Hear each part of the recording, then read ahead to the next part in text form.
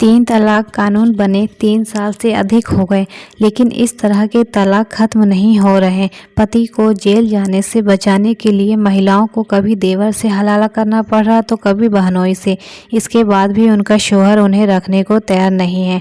कई महिलाओं का हाल आधी विधवाओं की तरह हो गया है।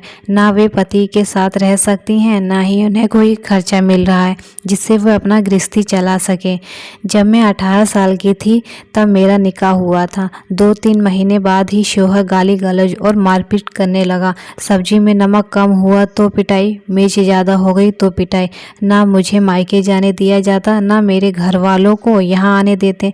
ऐसा लग रहा था जैसे मारपीट ही किसी भी समस्या का समाधान हो। फिर भी मैं सहती रही। इस तरह 18 महीने गुजर गए। एक दिन शौहर ने तलाक तलाक तलाक बोलकर घर से निकाल दिया। तब बेटी सिर्फ 7 महीने की थी। मैं रोई गिड़गिड़ाई तो कहा कि अब तुम्हारा हलाला होगा तभी मेरे साथ रह सकती हो। रिश्ता बचाने के लिए मैं हलाला के लिए राजी हो गई। शौहर ने देवर को बुलाया और कहा कि इससे तुम हलाला करो। देवर से पहली बार हलाला जिस रात देवर ने मुझसे संबंध बनाए, मैं बहुत रोई। बहुत गंदा महसूस हुआ। खुद से घिन आने लगी। ना किसी से बात करती, ना खाना खा पाती, लेकिन क्या करती, रिश्ता बचाने का यही एक रास्ता था। 3 महीने तक देवर ने प्रतिदिन मुझसे संबंध बनाए और मैं इस जुर्म को सहती रही। मेरे शौहर से दोबारा निकाह हुआ। मैं खुश थी कि अब सब ठीक हो जाएगा, लेकिन वे ज़्यादा मारपीट करने लगे। सास से शिकायत करती तो वे कहती कोई बात नहीं, मर्द तो पीटते ही हैं। इधर बेटी भी बड़ी हो रही थी, उसके लिए मैं हर दिन मारपीट झेलती रही। 2 साल बाद वे मुझ पर दहेज के लिए दबाव बनाने लगे। उन्होंने कहा कि अपने अब्बू से पैसा मांगो। मैंने पहले समझाया कि वे पहले से कर्ज में दबे हैं, पैसे नहीं दे पाएंगे। इस पर एक दिन शौहर ने फिर से तलाक दे दिया। मैंने अपने मायके जाने की कोशिश की तो जाने नहीं दिया।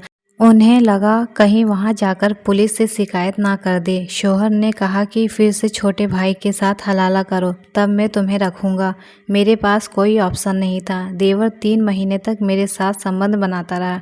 इसके बाद शौहर से निकाह हुआ तो, लेकिन मुझे तत्काल मायके भेज दिया गया। कुछ दिन मायके में रहने के बाद पति के पास जाना चाहा तो मना कर दिया। मैं रोज़ रोज़ आने की बात कहने लगी तो एक दिन फ़ोन पर तलाक तलाक तलाक बोल दिया। मैं तो सन्न रह गई। मेरे हाथ से फ़ोन गिर गया। रोते हुए दोबारा फ़ोन किया तो अपने बहनोई के साथ हलाला करने को बोलने लगे। मैं चिढ़ गई। मैंने झल्लाते हुए कहा कि बार बार मेरे साथ ऐसा क्यों हो रहा है। इस पर उन्होंने कहा तुम हो ही इस लायक, तुम्हें रहना है तो ऐसे ही रहना होगा मेरे साथ। मैं तुम्हें बीवी नहीं मानता। बार बार पति के तलाक से परेशान होकर 26 साल की रजिया ने अपने पति के खिलाफ केस कर दिया।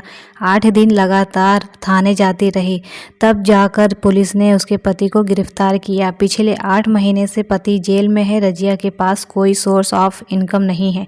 अपने पिता के साथ जैसे तैसे गुजारा कर रही थी। हमारे देश या दुनिया के कई देशों में जो तलाक के प्रति कानून बने हैं या तो ढीले हैं या तो उसे सही से उपयोग नहीं किया जा रहा है, जिसके वजह से सिरसिरे मिजाज में वाले लोग किसी भी लड़की का जीवन बर्बाद करने का कोई मौका नहीं छोड़ रहे हैं। इस कहानी से मैं अपनी राय ये देती हूँ कि जो व्यक्ति एक बार आपके साथ धोखा या गलत कर सकता है तो वह हर बार इस गलती को दोहराएगा। इसलिए इस तरह के मानसिक रूप खराब व्यक्ति को पहली बार में ही सबक सिखाना जरूरी हो जाता है।